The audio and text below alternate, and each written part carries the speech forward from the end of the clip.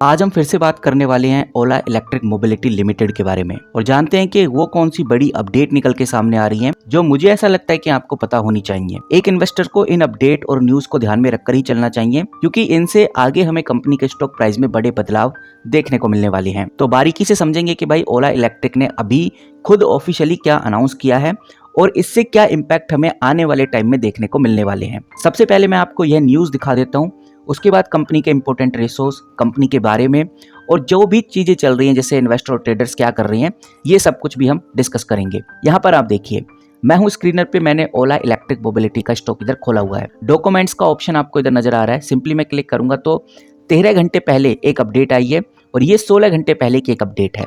Simply मैं एक update पे पहले क्लिक कर देता हूँ।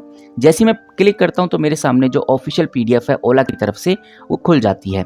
आप डेट चेक कर सकते हैं 19 फरवरी 2025 और आज जब मैं वीडियो शूट कर रहा हूँ तो 20 फरवरी है।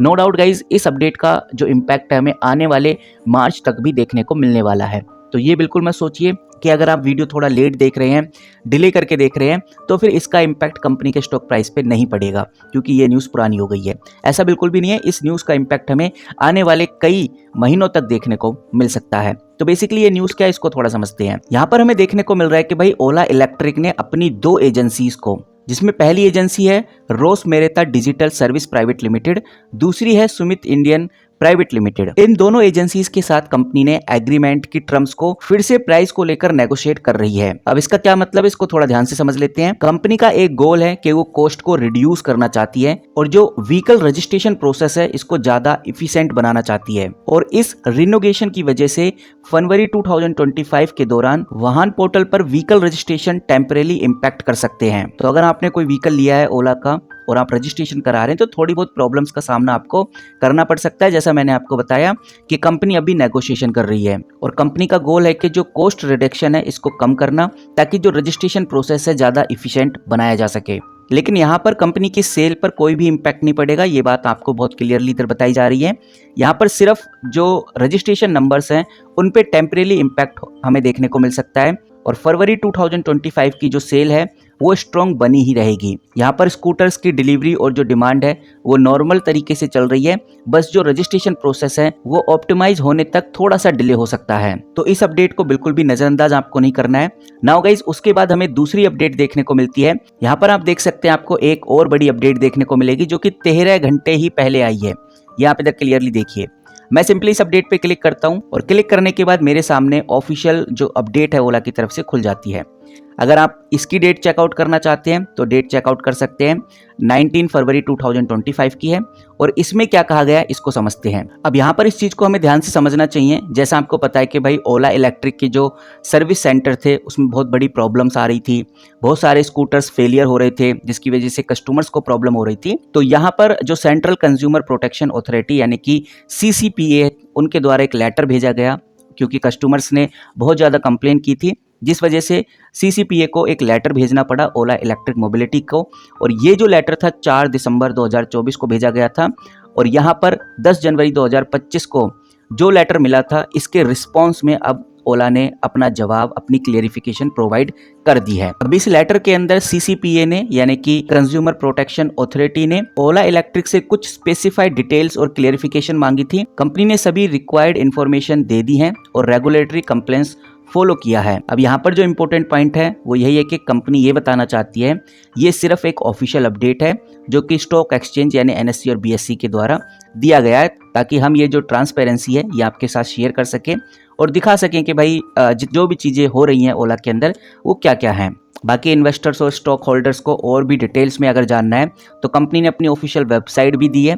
आप सिंपली क्लिक करेंगे तो आपके सामने ये जो ऑफिशियल वेबसाइट है खुल जाएगी। तो गाइस, ये कुछ मेजर अपडेट ओला इलेक्ट्रिक को लेकर निकल के सामने आई हैं जो मुझे लगा क्यों ना आपके साथ शेयर करनी चाहिए। नाउ अब हम थोड़ा इंपॉर्टेंट चीज़ों के ऊपर डिस्कशन कर लेते हैं, जैसे कंपनी के इंपॉर्टेंट रेसोस क्या कह रहे हैं, क्या चीज़ें हमें वो पॉजिटिव देखने को मिल रही हैं और क्या वो नेगेटिव देखने को मिल रही हैं। सबसे पहले मैं अगर आपके सामने पॉजिटिव चीज़ें रखूं तो कंपनी का जो मार्केट कैप है कंटिन्यूसली बढ़ता हुआ नजर आ रहा है। आप देख सकते हैं 26,000 करोड़ के आसपास का मार्केट कैप हो चुका है। एक लार्ज कैप कंपनी अब ये बनती हुई नजर आ रही है जो कि एक पॉजिटिव साइन है। दूसरा जो पॉजिटिव साइन है वो है डेट टू इक्विटी को लेकर, यानी कि कंपनी के ऊपर ज़्यादा कर्ज नहीं है। 0.51 का डेट टू इक्विटी है। कह सकते हैं कि लगभग 3,300 करोड़ के आसपास का कर्ज है। लिहाजा कंपनी जितने मार्केट कैप पे आज बैठी हुई है उस हिसाब से कंपनी पे ज़्यादा कर्ज नहीं है, जो कि एक पॉजिटिव साइन है। तो ये तो हो गए गाइस कुछ पॉजिटिव साइन। अब बात कर लेते हैं कंपनी के नेगेटिव साइन की।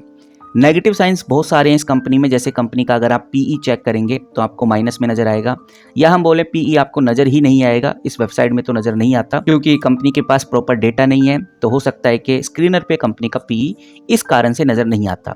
रिटर्न ऑन कैपिटल एम्प्लॉय आप देखेंगे तो आपको माइनस में नजर आएगा, वो भी 32%। रिटर्न ऑन इक्विटी भी आपको इधर देखने को नहीं मिलेगा, जो कि एक और नेगेटिव साइन है। कंपनी का नेट कैश फ्लो तो आप देखेंगे तो आपको माइनस में देखने को मिलेगा 180 करोड़ के आसपास। फ्री कैश फ्लो अगर आप देखेंगे तो ये भी आपको इधर माइनस में देखने को मिलेगा, माइनस 1845 करोड़ के आसपास। इंटरेस्ट कवरेज रेशो अगर आप देखेंगे तो वो भी आपको माइनस में देखने को मिलेगा, 4.90 का इंटरेस्ट कवरेज रेशो है माइनस में, जो कि एक और नेगेटिव साइन है। पाइट्रोसिक स्कोर देखेंगे तो नजर आएगा कि कंपनी फाइनेंशियली भी काफ़ी ज़्यादा कमज़ोर है। ईपीएस यानी कि अर्निंग पर शेयर भी आपको 5 रुपये या 6 रुपये माइनस में देखने को मिलेगा। डिविडेंड ये कंपनी प्रोवाइड करती नहीं है, जो आप इधर क्लियरली देख सकते हैं। तो गाइज ये कुछ नेगेटिव पॉइंट है। अगर आप 5 साल की सेल देखेंगे तो वो भी आपको इस कंपनी में ना के बराबर ही देखने को मिलेगी, जो आप क्लियरली देख सकते हैं क्योंकि इधर भी वो डेटा अपडेटेड नहीं है। तो ये है गाइस कंपनी के नेगेटिव पॉइंट। और पॉजिटिव पॉइंट क्या थे वो मैंने आपको दिखा दिए। पॉजिटिव बात सिर्फ यही है कि भाई कंपनी का मार्केट कैप बढ़ता हुआ नजर आ रहा है। दूसरा जो कंपनी के ऊपर कर्ज है वो फिलहाल अभी कम है। और नेगेटिव तो मैंने आपके सामने दिखाई दिए हैं।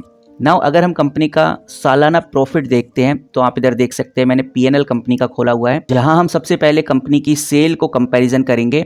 और ये आप कंपनी की सेल देख सकते हैं, आपको बहुत क्लियर नजर आएगा कि भाई कंपनी की जो सेल 2021 में सिर्फ 1 करोड़ थी, 2022 आते आते ये 373 करोड़ हो गई, 2023 आते आते 2631 करोड़ हो गई, 2024 में ये सेल बढ़कर 5010 करोड़ के आसपास हो गई, और आने वाले टाइम में ये सेल लगभग 5500 करोड़ तक बढ़ने वाली है, जो कि एक और अच्छा साइन है।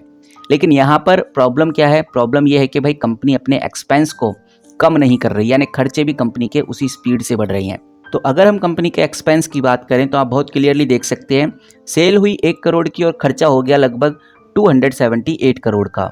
सेल हुई 373 करोड़ की और खर्चा हो गया 1174 करोड़ का, जो आप बहुत क्लियर देख सकते हैं। सेल हुई लगभग 2500 करोड़ की और कंपनी का खर्चा हो गया लगभग 4000 करोड़ का।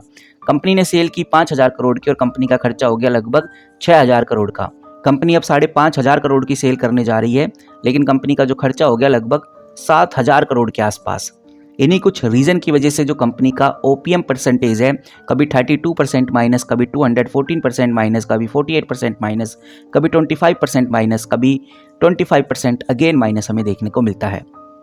और इन्हीं कुछ रीज़न की वजह से हम ये भी कह सकते हैं कि जो कंपनी का नेट प्रॉफिट है वो हर साल डिक्रीज होता हुआ नज़र आ रहा है, बल्कि और बड़े नंबर्स में हमें ये डिक्रीमेंट देखने को मिल रहा है। आप बहुत क्लियर देख सकते हैं, कंपनी का जो नेट प्रॉफिट है 2021 में लगभग 200 करोड़ माइनस में था, और कंपनी को जो नेट लॉस हुआ, या नेट लॉस भी हम कह सकते हैं इसको, 784 करोड़ का। उसके बाद कंपनी को घाटा हुआ 1472 करोड़ का। उसके बाद कंपनी को घाटा हुआ 1584 करोड़ का, और लगभग 2000 करोड़ का घाटा इस बार कंपनी को होने वाला है। तो गाइज इन्हीं कुछ रीज़न की वजह से ओला इलेक्ट्रिक अच्छा परफॉर्म नहीं कर पा रही, क्योंकि सबसे ज़्यादा कंपनी का जो खर्चा हो रहा है वो हो रहा है कंपनी के एक्सपेंस में। और जैसे कंपनी अपने एक्सपेंस को कम करेगी तो हम कह सकते हैं कि भाई कंपनी उसके बाद पॉजिटिविटी ला सकती है। अब ये जो एक्सपेंस कंपनी है इसको कैसे कम करेगी, इसके लिए जो अभी हमने अपडेट देखी है, जहां कंपनी रजिस्ट्रेशन प्रोसेस को और इजी करना चाहती है, उसमें से कॉस्ट रिडक्शन करना चाहती है, तो इससे हो सकता है कि कंपनी के एक्सपेंस पे कुछ परसेंटेज में फ़र्क पड़े। अब ये फ़र्क पड़ता है या नहीं वो तो आगे की बात है, लेकिन मोटा मोटी जो अपडेट्स निकल के सामने आ रही हैं वो मैंने आपके सामने रखी। आई होप आपको ये छोटी सी वैल्यूएबल इन्फॉर्मेशन पसंद आई होगी। बाकी आपका क्या मानना है ओला इलेक्ट्रिक मोबिलिटी के बारे में कमेंट करके बता सकते हैं। फिलहाल कंपनी कोई खास परफॉर्मेंस अभी इधर कर नहीं रही है। वहीं गाइस किसी भी तरह का कोई बाय सेल होल्ड रिकमेंडेशन नहीं है। तो मिलते हैं किसी नई वीडियो के साथ, तब तक के लिए take care and good bye.